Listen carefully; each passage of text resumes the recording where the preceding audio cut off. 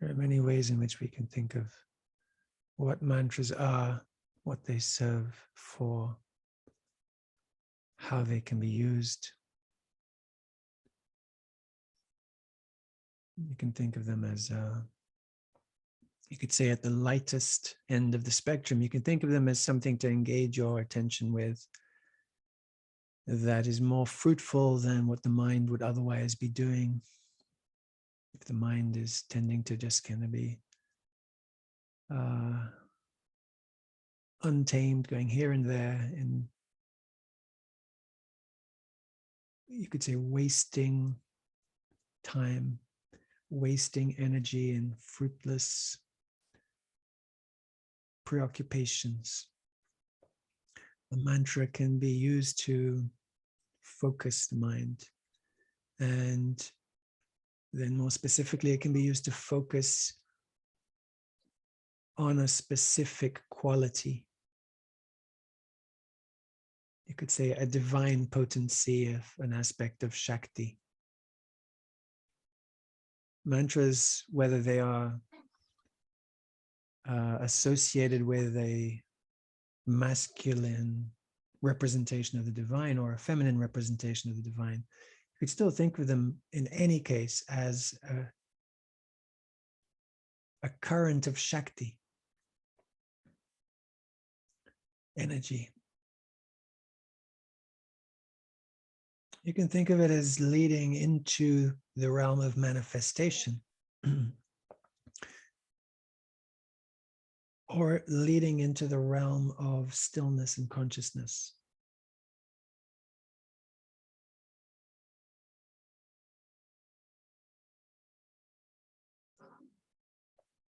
So you can think of it as a manifesting power or as a meditative power, collecting our energy, stilling the turbulence, and allowing us to rest in silence, stillness, and peace. You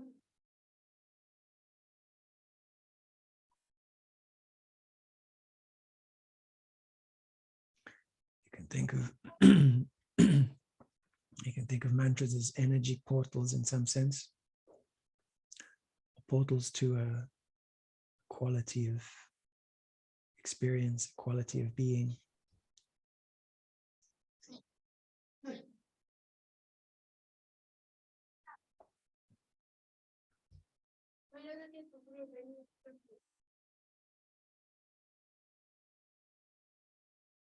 You can think of them as a way to engage in contemplation, a way to engage in invocation,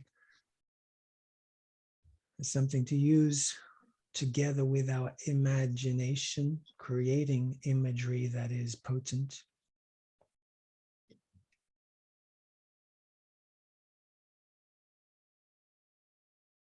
It can be active in some sense, and it can be more quietening, depending on the intention. It can be simply an invocation of wholeness, a remembering. And the word remembering is that. It's that putting together of the members, creating wholeness. Putting together of the constituent parts, such as the Mahamantra, Om Namah Shivaya. Om Namah Shivaya. Being an invocation of the 5 elements representing the totality. A remembering, bringing together the components of existence. When all the component parts or qualities of existence are present in their essence, in their wholeness, in their purity, you could say, there is the quality of presence that is not fragmented, a quality that is untainted by particularities or identifications.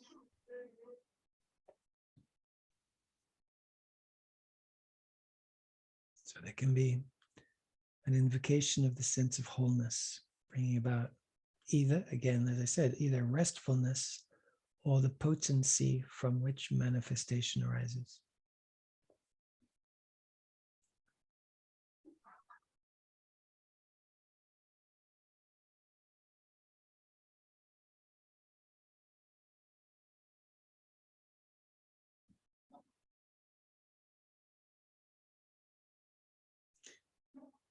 And there are traditional ways in which mantra is received through ceremony, through ritual.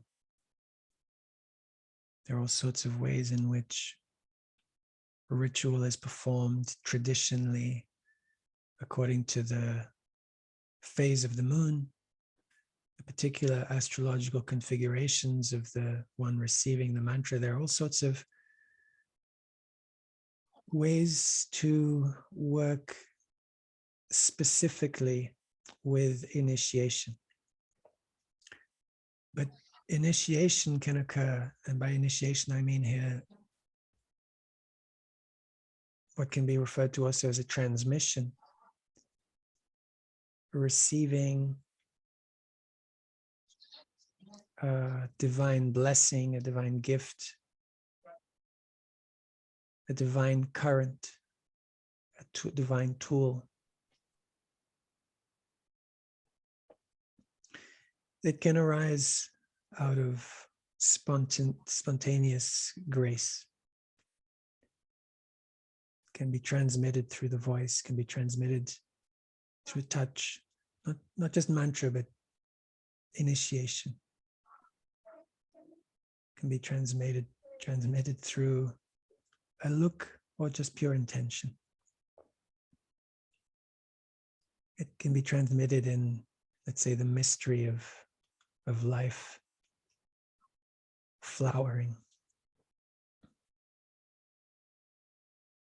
life itself gifting us with its blessings, divine intelligence.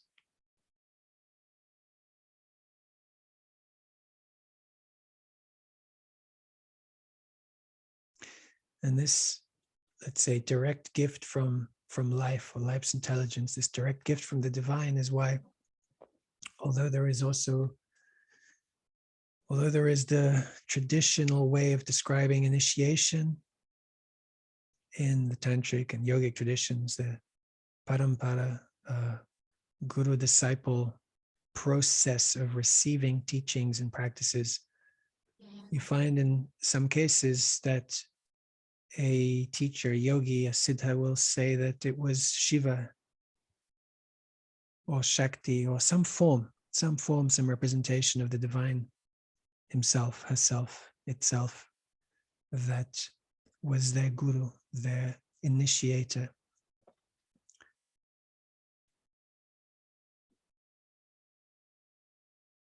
And that is always the true initiator, but it can arise within the play of the form of a guru. It can arise within the play of the form of a ceremony. It can be marked by that visible event, that formal mode of transmission.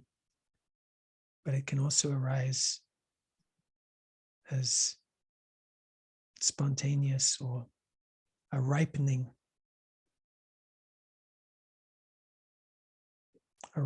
of some quality.